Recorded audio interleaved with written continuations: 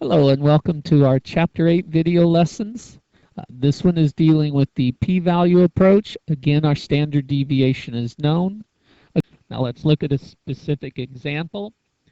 An advertisement claims that the company will provide relief in less than 10 minutes.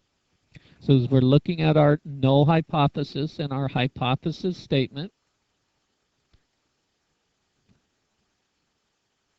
step 1, our null hypothesis is mu equals 10, because remember the null is always equal.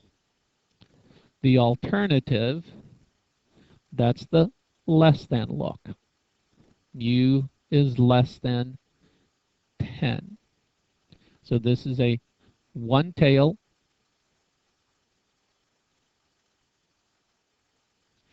and strictly less than. They are claiming that it will provide relief in less than. That's their claim. And with the less than look, we're looking out over here. We'll be getting a negative z-score when we get ready to do our calculation. Second, our significance level.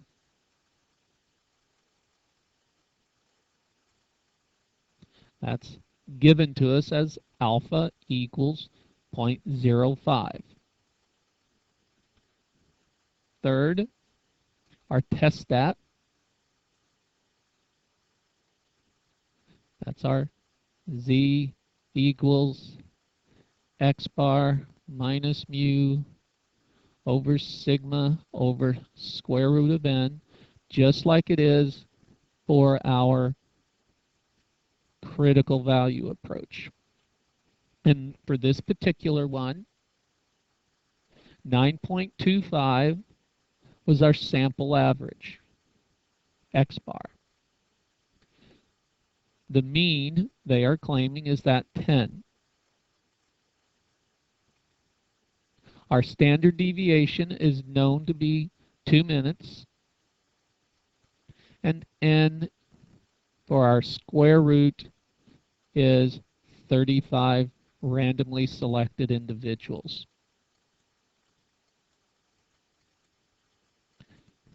That will come out to be a negative 2.218.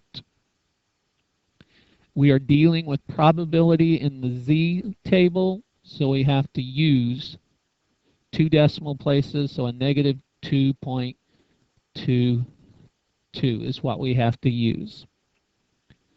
Our fourth step is the p-value. And remember, we're looking at small area. P equals probability that z is less than negative 2.22. Looking up in your table, that will end up being a value of 0.0132. And that was that z table. And then fifth step, the reject or do not reject. We reject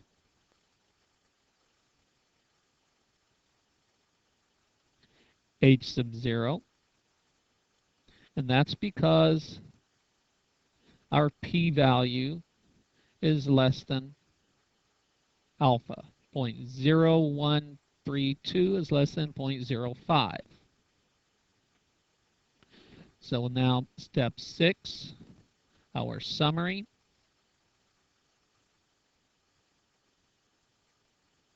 Well, since we rejected h sub 0, remember we're really pretty much agreeing with our h sub 1, our alternative.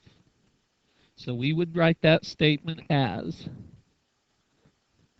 there is sufficient evidence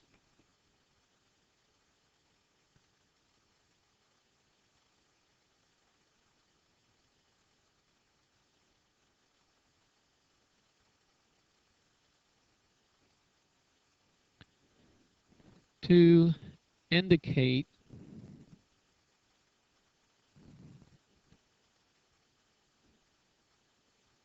a mean time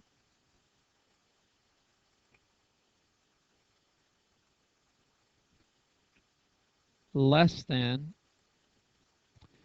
10 minutes. And here's where your summary differs. You have to include the p-value with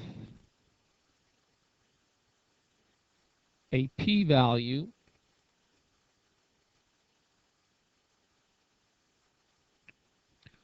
of 0.0132.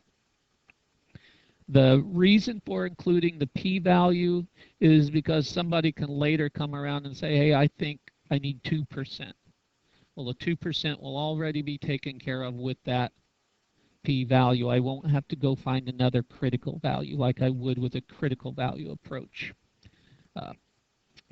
The p-value approach would be used almost every time in any type of statistical research project, typically often done with getting a master's program or something like that.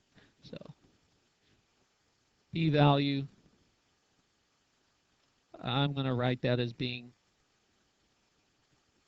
more useful. It's stronger, more information can be gotten from that one. So that's the end of the p-value approach. Come up with other ones later.